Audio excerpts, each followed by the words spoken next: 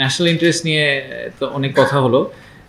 প্রথমত এইটা আপনারা মানে অ্যাটলিস্ট আমি এটা তো আমার ব্যাকগ্রাউন্ড আপনারা সবাই জানেন যে আমরা ন্যাশনাল ইন্টারেস্ট ছাড়া আর কোনো ফিল্টার আসলে আমার নাই, আমার পার্সোনালি নাই। সো আমরা এরকম কোনো ডিসিশন অবশ্যই নিব না যেটা আসলে ন্যাশনাল ইন্টারেস্টের সাথে কনফ্লিক্টিং হয়।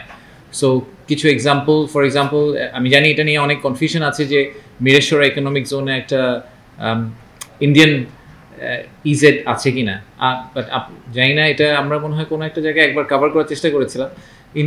ইন্ডিয়ান আসলে একটা মিরেশ্বর ইকোনমিক জোনের যে অরিজিনাল মাস্টার প্ল্যান ছিল, অরিজিনাল মাস্টার প্ল্যানটা ছিল হচ্ছে 33,000 একরের। সেই মাস্টার প্ল্যানটাকে আমরা কেটে ফেজ 1-এ ছোটো করে প্রায় 10 থেকে 15,000 একরের মধ্যে কমিয়ে নিয়ে এসেছি, কারণ আমার বিশ্বাস যে এত জায়গার আসলে দরকার নেই সরকার। বাকিটা আমরা সেকেন্ড ফেজে বা থার্ড ফেজে হয়তো দেখতে পারি। আর ভারতীয় অর্থনৈতিক অঞ্চলে যে কথাটা বলা হয় সেটা আসলে কাগজে কলমের একটা অর্থনৈতিক অঞ্চল। এটা অরিজিনাল মাস্টার প্ল্যানে ছিল, কিন্তু এটাকে কখনো আসলে কোনো ধরনের সিগনিফিক্যান্ট প্রোগ্রেস বা কোনো কাজ করা হয়নি। ওখানে যে এলাকাটাকে মাস্টার প্ল্যানে ইয়ারমার্ক করা আছে সেটা একটা বনাঞ্চল।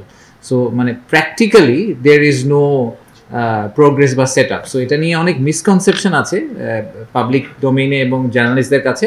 বাট আমি এটা একবার মনে হয় কোনো একটা প্রেস কনফারেন্সে ক্ল্যারিফাই করেছিলাম, আবারও ক্ল্যারিফাই করছি যে এরকম কোনো আসলে অ্যাক্টিভিটি বা কিছুই ওখানে এই মুহূর্তে করা হয়নি। এবং এটা নিয়ে অন্তর্বর্তীকালীন সরকার আসার পর এটা নিয়ে ফার্দার কোনো প্রোগ্রেস বা রিগ্রেস কিছুই হয়নি। এটা ইটস এ কমপ্লিট পজ বা পোস্টপোনমেন্ট পজিশনে আছে।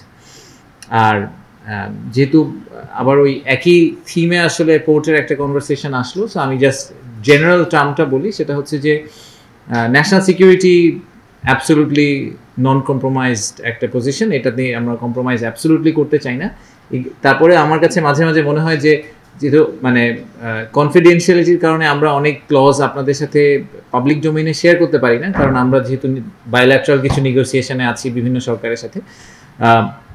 এগেন আমি এতটুকু বলতে পারি যে আমাদের প্রাইমারি অবজেক্টিভ হচ্ছে যে চিটাগং পোর্ট আসলে কিন্তু শুধু চিটাগংয়ের পোর্ট নয়, সমগ্র বাংলাদেশের পোর্ট। ইনফ্যাক্ট আমরা বলছি যে এন্টায়ার সাউথ এশিয়ার রিজনের একটা ইম্পর্টেন্ট পোর্ট, রাইট? যে সেভেন সিস্টার্সের কথা বলা হচ্ছে বা নেপাল ভুটানের কথা বলা হচ্ছে, সবার জন্যই এটা প্রাইমারি। তো তাই যদি হয়ে থাকে চিটাগং পোর্টের বা চিটাগংয়ে যেই কয়টা পোর্ট হবে সবগুলা পোর্টকে ওয়ার্ল্ড ক্লাস কোয়ালিটি এবং মোস্ট এফিশিয়েন্ট পোর্ট হিসেবে অপারেট করতে হবে, ওয়াইল এনশিওরিং যে আমাদের কোনো জব লস না হয় এবং ওয়াইল এনশিওরিং যে আমাদের ন্যাশনাল ইন্টারেস্ট কমপ্লিটলি সার্ভ হয় এবং আমাদের ন্যাশনাল সিকিউরিটিতে কোনো ইম্প্যাক্ট না হয়। তো এই থিমের উপর বেস করে আমরা যাবতীয় আসলে কথাবার্তা বিভিন্ন দেশ এবং বিভিন্ন কোম্পানির সাথে করছি।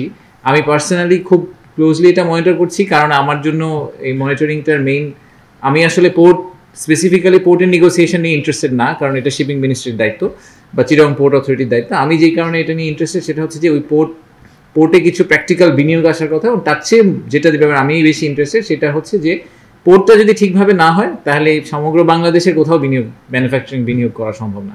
সবার একই কমপ্লেন যে বাংলাদেশের প্রোডাক্ট ডোর টু ডোর যেতে ফ্যাক্টরি আউটডোর থেকে আমাদের যে আউটলেট, সেই ইউরোপের আউটলেট বলেন আমেরিকান আউটলেট, যেই সময় লাগে ভিয়েতনামে এর 3 ভাগের 1 ভাগ সময় লাগে। সো এই গ্যাপ আমরা রিডিউস করতে না পারলে হবে না। তো পোর্টটাকে আপনারা শুধু যদি পোর্টটাকে ইটসেলফ না দেখে ওটাকে অ্যাকচুয়ালি এন্টায়ার বাংলাদেশের আউটলেট হিসেবে একটু কাইন্ডলি চিন্তা করবেন। ওই পয়েন্ট অফ ভিউ থেকে যদি একটু দেখার চেষ্টা করেন তাহলে আমাদের জন্য ভালো হয়। এবং আমি অ্যাটলিস্ট আপনাদেরকে মানে আপনারা আমার ব্যাকগ্রাউন্ড যেহেতু জানেন, আমি আবারও বলছি যে ন্যাশনাল ইন্টারেস্টের উপরে there is no other interest, so we will make sure that never is compromised. And সবাইকে আসার জন্য অনেক ধন্যবাদ। প্লিজ যদি সময় থাকে একটু লাঞ্চ করে যাবেন। আমি জানি যে আমরা গ্রসলি ওভাররান করেছি আনফর্চুনেটলি, আর একটু মানে সময় নিয়ে কথা বলতে পারলে ভালো হতো, অথবা আর একটু ছোট করে সবাইকে বলতে পারলে ভালো হতো।